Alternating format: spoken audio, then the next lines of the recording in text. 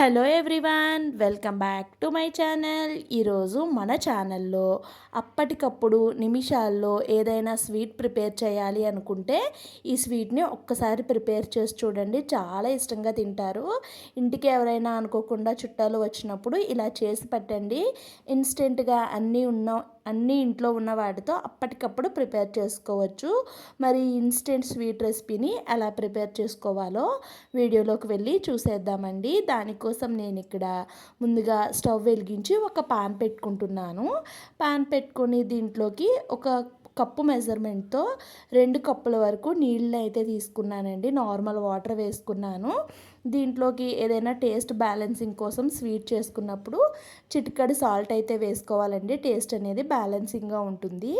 ఇక్కడ నీళ్ళు అనేవి లైట్గా బబుల్స్ వచ్చి ఇక మరుగుతాయి అన్నప్పుడు 2 కప్పుల నీళ్ళకి 1 కప్పు వరకు మైదా పిండిని అయితే వేసుకోవాలి. మైదా పిండి వేసుకొని ఎక్కడా కూడా ఉండలు కట్టకుండా బాగా ఈ పిండిని అయితే కలుపుకోవాలండి. పాన్ నుంచి సపరేట్ అయ్యే వరకు మనం కుక్ చేసుకోవాలి. ఇలా స్మాష్ చేసుకుంటూ కుక్ చేసుకోండి. నాన్ స్టిక్ పాన్ అయితే ఉంటే తీసుకోండి, అది అనుకోండి మనకి మాడినట్టు అయితే అవ్వదు. ఈ ప్రాసెస్ అంతా కూడా సిమ్లో పెట్టుకొనే చేసుకోవాలి. హై ఫ్లేమ్లో పెడితే మాడిపోయినట్టుగా అవుతుంది. చూడండి, ఈ విధంగా పాన్ నుంచి సపరేట్ అవుతున్నప్పుడు స్టవ్ ఆఫ్ చేసి ఒక్క నిమిషం పాటు చల్లార్చుకోవాలంతే. కొంచెం చల్లారిన తర్వాత దీన్ని ఒక ప్లేట్లోకి అయితే తీసుకుంటున్నాను. ఇక్కడ నేను వీడియో కోసం చేస్తున్నాను కాబట్టి వేరే ప్లేట్లోకి తీస్తున్నాను. మీరైతే ఎందులో ఉడికించుకున్నామో దాంట్లోనే చేసుకోవచ్చండి. ఎక్కువ గిన్నెలు చేయాల్సిన పని లేదు. ఇప్పుడు దీంట్లోకి చిటికెడు వరకు బేకింగ్ పౌడర్ వేసుకుంటున్నాను. కేక్స్లో వాడతాం కదా, ఆ పౌడర్ వేసుకొని ఇప్పుడు చెయ్యిని మనం వేడిగా ఉంది కాబట్టి ఇది చేతిని తడుపుకుంటూ కలుపుకోవాలండి. పిండిని వేడి పైన కలుపుకుంటేనే బాగా సాఫ్ట్గా అవుతుంది. మనం వేడి నీళ్ళలో ఉడికించాం కాబట్టి చాలా సాఫ్ట్గా ఉంటుంది. చేతిని తడుపుకుంటూ బాగా కలిపేసుకోండి. కలుపుకున్న తర్వాత మీ దగ్గర నెయ్యి కానీ నూనె కానీ ఉంటుంది కదా, దాన్ని తీసుకొని చిన్న చిన్న బాల్స్లా అయితే చేసుకోవాలి. ఇందాక నేను బేకింగ్ పౌడర్ వేసాను కదండి, అప్పుడే కాస్త నెయ్యిని కూడా వేసుకున్నాను. అది నేను చెప్పడం మర్చిపోయాను. ఇప్పుడు 2 చేతులకి కాస్త ఆయిల్ని కానీ లేదంటే నెయ్యిని కానీ మీకు ఏది అవైలబుల్గా ఉంటే దానిని అప్లై చేసుకొని ఈ విధంగా అయితే ప్రిపేర్ చేసుకోండి. నేనైతే ఇలా ప్రిపేర్ చేసుకుంటున్నాను. ఒకవేళ మీకు క్రాక్స్ వచ్చినా కూడా ఏం కాదండి. ఈ స్వీట్ మనం ఆయిల్లో ఫ్రై చేసేటప్పుడు వీటికి క్రాక్స్ వస్తాయి. క్రాక్స్ వచ్చినా కానీ టేస్ట్ అయితే చాలా బాగుంటుంది. ఆ క్రాక్స్లోకి షుగర్ సిరప్ అంతా వెళ్ళి టేస్ట్ అయితే సూపర్గా ఉంటుంది. ఇక్కడ ఇదే ప్రాసెస్లో మొత్తం అన్నిటినీ ప్రిపేర్ చేసుకున్నానండి. ప్రిపేర్ చేసుకున్న తర్వాత స్టవ్ వెలిగించి డీప్ ఫ్రై కోసం ఆయిల్ పెట్టుకున్నాను. ఆయిల్ అనేది హీట్ అయిన తర్వాత బాగా సిమ్ ఫ్లేమ్లో పెట్టేసుకోవాలి.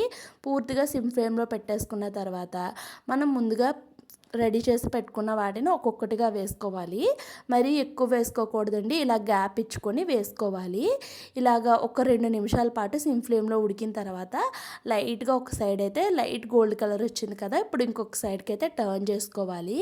వీటిని మరీ గోల్డెన్ కలర్ వచ్చే వరకు కాకుండా లైట్ కలర్ వచ్చినప్పుడే ఇంకొక సైడ్కి టర్న్ చేసుకుంటే సరిపోతుంది. మీరు కావాలి అనుకుంటే 2 సైడ్స్ కూడా మంచి కలర్ వచ్చే వరకు ఫ్రై చేసుకోండి. నేనైతే కొంచెం ఇలా లైట్ కలర్ వచ్చే వరకు ఫ్రై చేసుకొని ఆయిల్లో నుంచి తీసేసుకుంటున్నాను.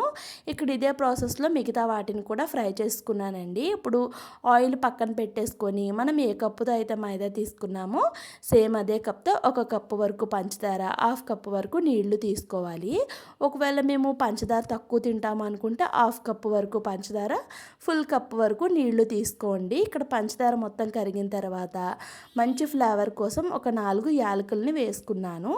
యాలకులు వేసి ఒక 2 నిమిషాలు మరిగించుకున్నానండి. మరిగిన తర్వాత ఇక్కడ పాకాన్ని చూస్తే లైట్గా తీగ ఫామ్ అయితే సరిపోతుంది. చూడండి, లైట్గా తీగ ఫామ్ అవుతుంది కదా. ఇప్పుడు ముందుగా ఫ్రై చేసి పక్కన పెట్టుకున్న వాటన్నిటిని కూడా ఈ షుగర్ సిరప్లో వేసుకొని ఒకసారి జస్ట్ అలా కలిపేసుకోవాలి. కలిపేసుకుంటే ఆ క్రాక్స్లా వచ్చాయి కదండి, ఆ క్రాక్స్లోకి ఈ షుగర్ సిరప్ అంతా కూడా అబ్జర్వ్ చేసుకొని చాలా బాగుంటాయండి.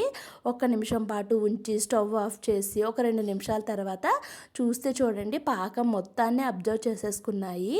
ఎంత బాగా వస్తాయో అండి. డెఫినెట్గా మీరు ట్రై చేయండి.